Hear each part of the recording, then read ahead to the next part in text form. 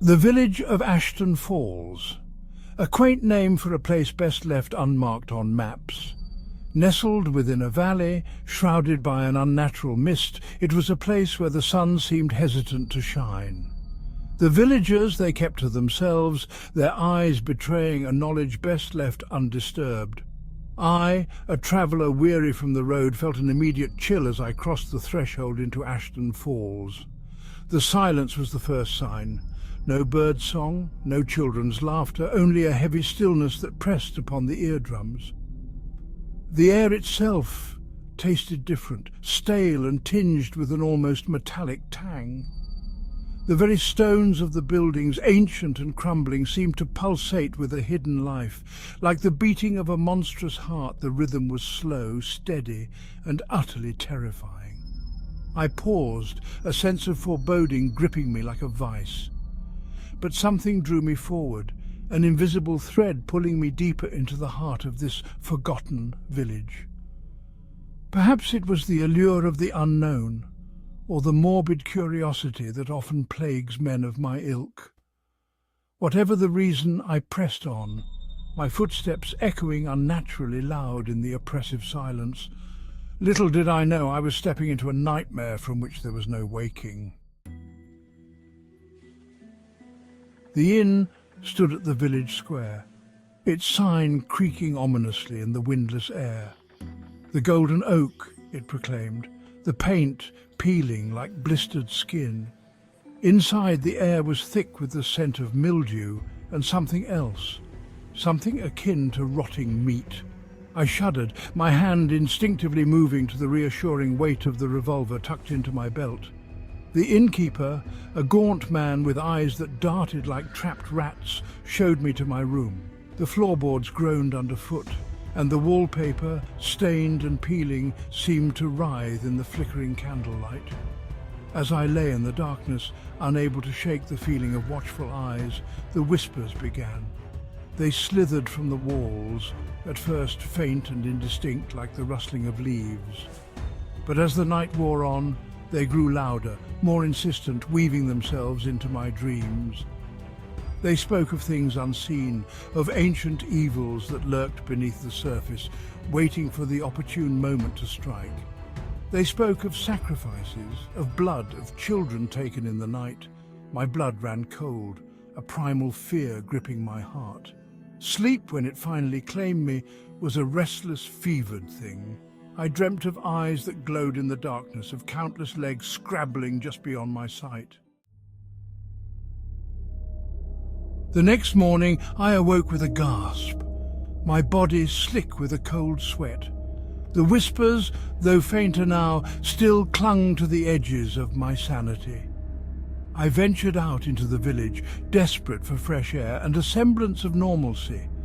It was then that I saw him, a young boy, no older than 10, playing alone in the centre of the square. His eyes, wide and unblinking, stared into the distance, a vacant smile plastered on his face. He mumbled to himself, his words nonsensical, his laughter sending shivers down my spine. As I watched, a tremor, subtle yet unmistakable, ran through the wall of the building behind him.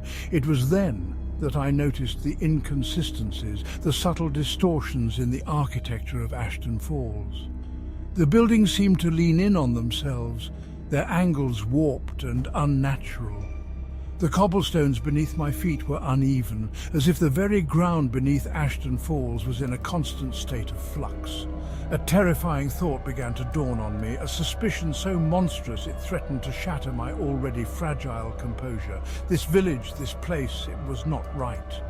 It was wrong, fundamentally wrong, built upon a foundation of something ancient and evil. The following days were a blur of terror and creeping dread. The whispers grew stronger, seeping into my waking hours, twisting my thoughts, driving me to the brink of madness. I began to see things, fleeting glimpses of movement in the shadows, of eyes reflecting the moonlight from within the walls. Then came the screams. They began at night, high-pitched and filled with an unimaginable terror that chilled me to the bone. Always children, they were always children. The villagers, their faces etched with a mixture of fear and resignation, did nothing. They knew, they all knew. One night, unable to bear the torment any longer, I followed the sound of the screams. They led me to the outskirts of the village, to a dilapidated house that leaned precariously, as if on the verge of collapse. Peering through a crack in the wall, I saw it, a creature of nightmares. Its body, a grotesque parody of a spider, was a mass of writhing limbs and pulsating flesh.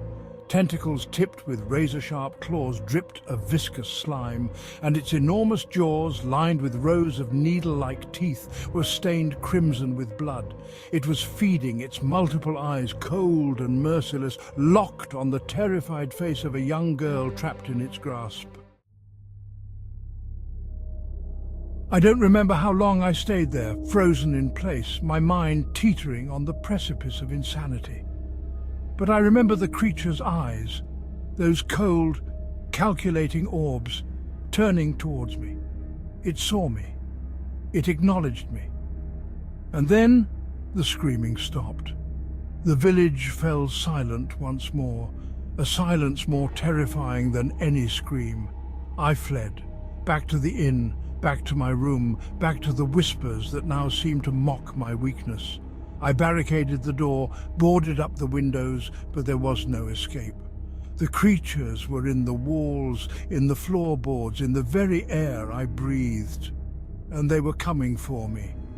They say they found me days later, babbling incoherently, my eyes wide with a terror that would never fade.